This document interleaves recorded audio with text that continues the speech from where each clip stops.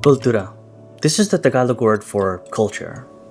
But why is it so Hispanicized? Oh, there's kalinangan, but I'm sure most Filipinos either forgot or don't even know about this word. Now that I think about it, Tagalog and many other indigenous languages from the Philippines existed long before Spanish colonization. So why is it written in the Latin alphabet? What's this?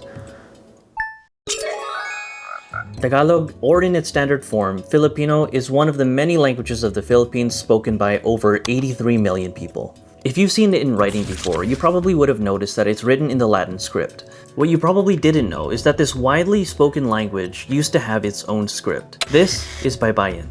You may find that many Filipinos are completely unaware of this script, but it holds a deep cultural significance in the Philippines. Not only is it a unique writing system, but it represents a profound connection to the nation's pre-colonial heritage.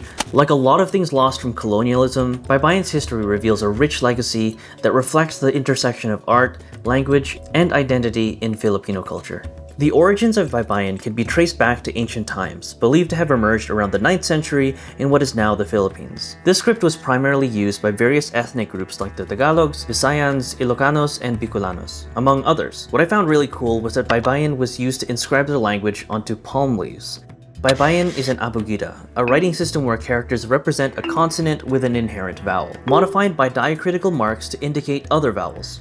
Other abugidas used in other languages include Bengali, Tamil, Thai, Javanese, and so on. Considering these languages are geographically in close proximity to each other, that also gives us pieces of Baybayin's origins. In the 9th century, the Philippines, not called the Philippines then because it wasn't yet a unified entity, was characterized by diverse and thriving indigenous cultures. Communities were predominantly organized into chiefdoms or barangays, engaging in maritime trade, agriculture, and craftsmanship. The society was influenced by animistic beliefs and cultural practices, with social structures centered around kinship ties. The use of Baybayin script emerged during this period, reflecting advanced levels of cultural and intellectual development. The archipelago was connected to broader Southeast Asian trade networks, exchanging goods and ideas with neighboring societies. Baybayin played a crucial role in recording important information such as genealogies, laws, and religious beliefs. It was a vital tool for communication and artistic expression, encapsulating the thoughts, myths, and wisdom of indigenous communities. This era laid the foundation for the rich cultural heritage that continues to define Filipino identity today. However, with the arrival of Spanish colonizers in the 16th century, Baybayin gradually declined in usage as Spanish became the dominant language of administration and education. The decline of Baybayin was further accelerated during the American colonial period when English replaced Spanish as the primary language of instruction. As a result,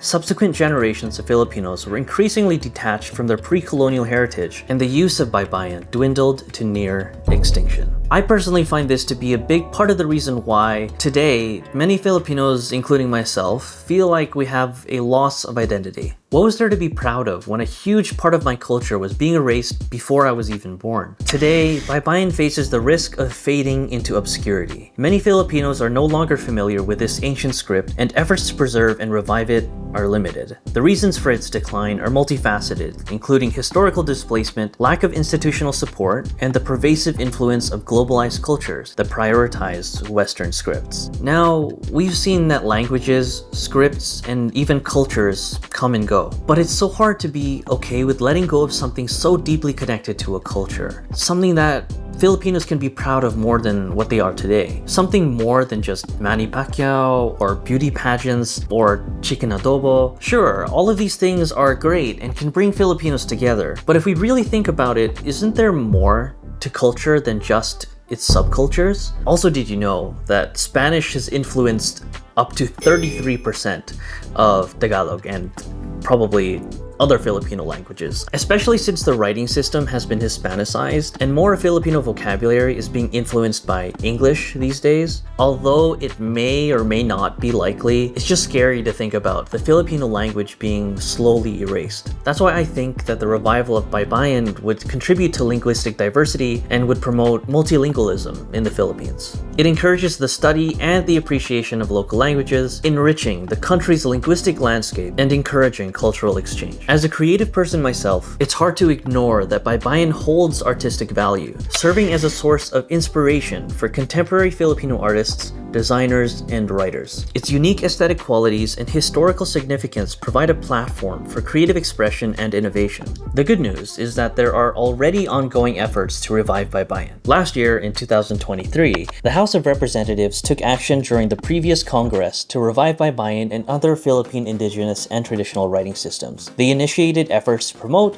protect, and preserve Baybayin as part of the country's cultural treasures. More efforts include education, advocacy, and technological integration. I think some schools in the Philippines are already integrating it into some curriculums, but if schools and cultural institutions were to incorporate Baybayin into curriculums and cultural programs, it would greatly raise awareness and appreciation.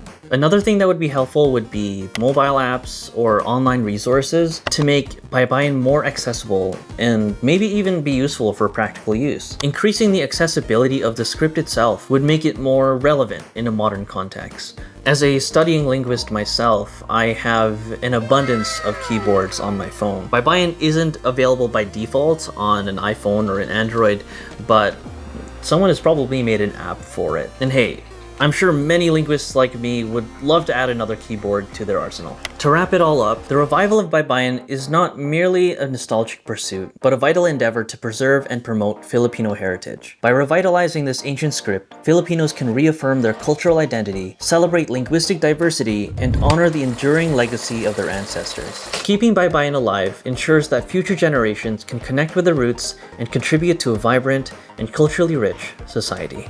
This was Curious Carol. Thank you for watching, and until next time, eat well.